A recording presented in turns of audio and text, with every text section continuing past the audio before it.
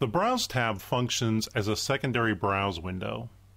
It is designed to allow you to view a verse in context without needing to adjust the browse mode of the browse window.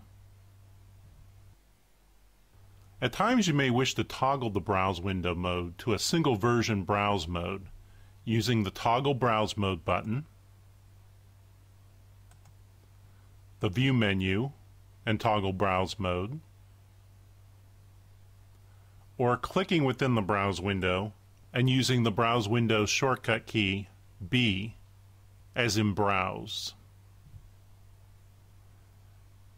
If you wish to compare the verse in multiple versions and translations, but also view the larger context of the verse, click on the Browse tab in the analysis window.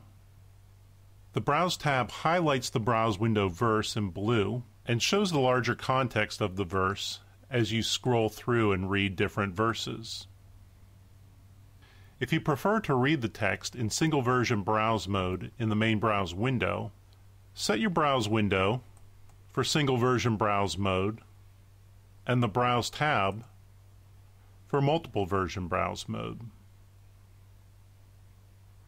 That way, as you're reading the text and you occasionally wish to check how is this verse translated in different versions, you can click on the Browse tab and then view that verse in multiple versions. As a secondary browse window, the Browse tab affects the search version when you click or operate within the Browse tab. Notice that if I click in the main browse window, my search version is the King James Version. But if I click in the Browse tab, my search version is the New American Standard.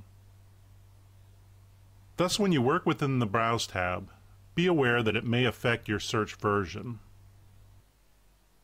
So you may wish to use the Browse tab primarily as a text viewer and work directly with text only in the main browse window.